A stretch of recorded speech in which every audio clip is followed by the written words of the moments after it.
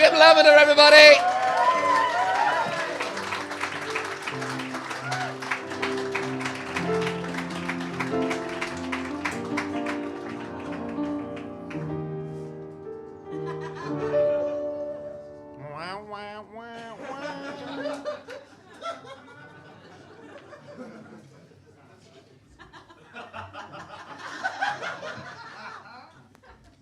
Good evening, ladies and gentlemen.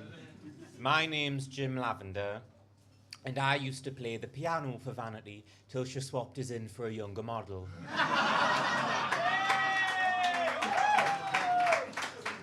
The twink,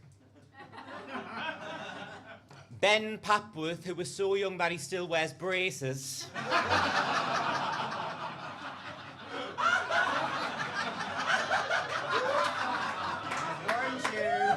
I'm sure they go very well with the harness Vanity puts him in after the show.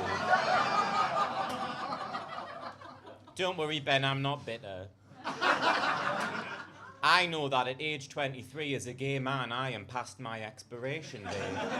Now, why did that make me think of Michael Twaits? Hello, Michael. Michael Twaits, everybody. Michael Twaits. I love me a little bit of Michael Twaits, and you know, I could talk about the wigs, the makeup, the lashes, the dresses, but I'm going to try and keep it on a positive just for now. Michael Twaits is a legend, which means he's old. Very old. Very fucking old. Michael Twaits is so old that he can remember when Stuart Saint was in his 50s.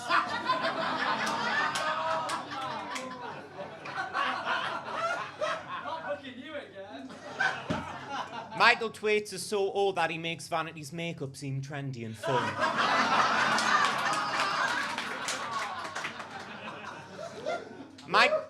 Shut up. Michael Twaits is so old that he can remember when choosing a drug for a drag name seemed edgy and cool.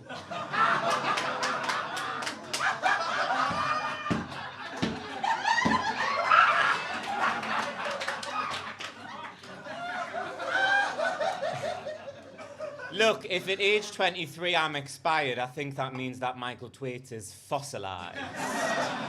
But you're a very nice fossil. You should definitely be in a museum. Now, I've got a lot of time for Stuart Saint.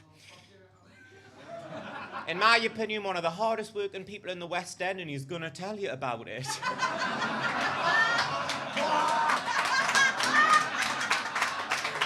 No, please.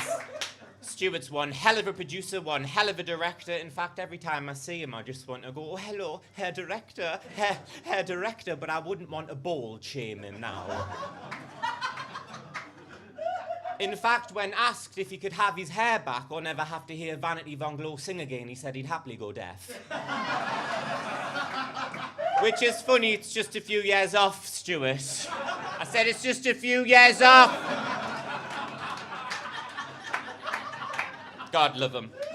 Stuart has the thankless task of making sure that every Sunday Vanity is ready to do her show, propped up at the top of those stairs, and anyone else would fucking push her. Unfortunately, he is very good at his job, and he's gonna tell you about it.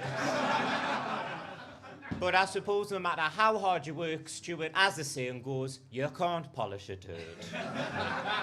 You can give it a glitter brow, though.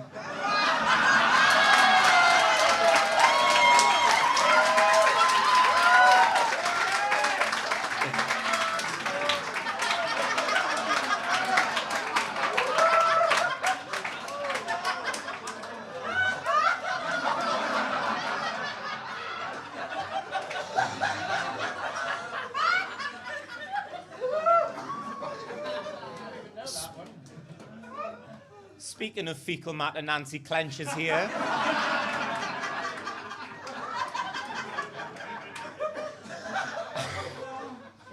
Now, I have met Nancy out of drag, and quite frankly, I didn't think could get any fucking worse. Yet here we are. I'm not quite sure why Vanity and Nancy are even friends, but I'd assume it's got something to do with being a big Scottish man with a coke addiction.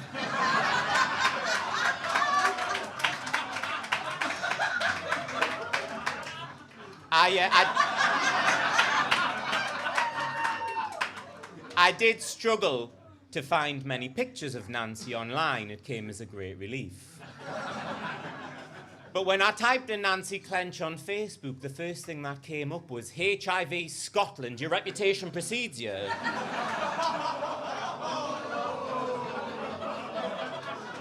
She hasn't got it, she just helps spread it.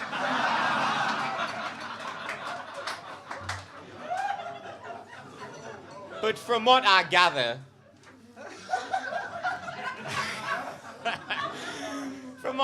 Nancy did live in London for some time, but she moved back up to Scotland about 400 miles away, and on behalf of everyone in the city, I'd just like to say thank you.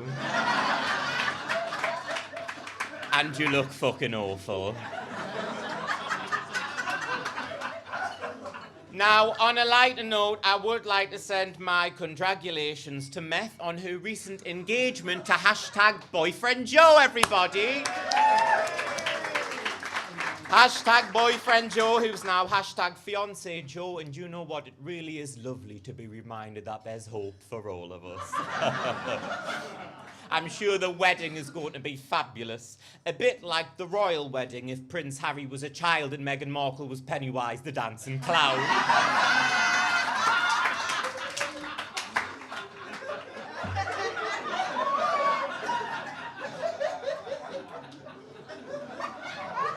On a serious note, Meth has actually been going through quite a hard time recently. She really has, and she's put on a brave face on both of them. But for those of us who know Meth well, the cracks have started to show, and unfortunately the personal crises have started to affect her work. You see, I and many others did realise there was great cause for concern and alarm when recently we saw that Meth had actually started advertising herself as a stand-up comedian.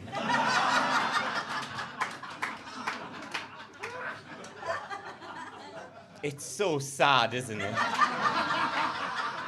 And you know, Meth, I want you to know that there are a lot of people in this room here tonight who really, really want you to stop. You might think you've been put on near the end because you're funny. It's just because by then what we're putting your drink will have taken effect. Don't worry, you'll be back in Camden lip-syncing for middle-class white millennials in no time.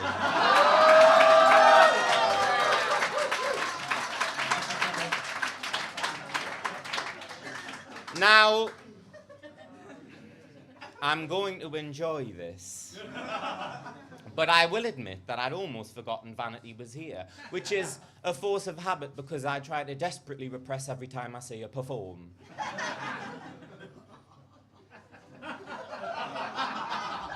Vanity von Glow. What a cunt. Her makeup skills rival those of Helen Keller's, but she's not as good a singer. Vanity says she's internationally ignored, but I think her vocal talents are as well known as Madeleine McCann.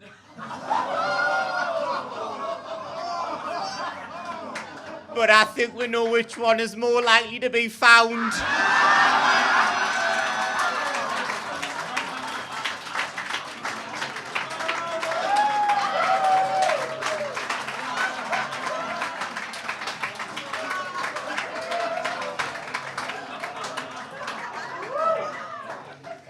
Vanity would be a better singer if she spent less time hoovering up coke and huffing on bottles of poppers. In fact,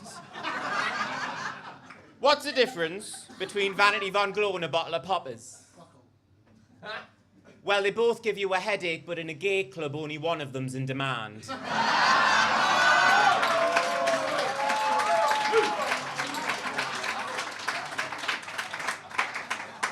Now, A lot of things have been said.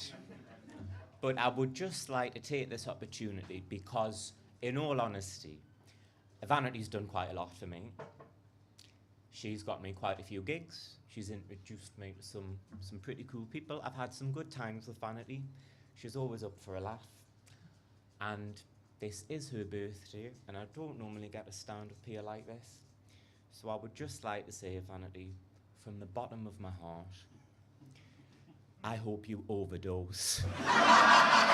Thank you very much, and happy birthday, Vanity.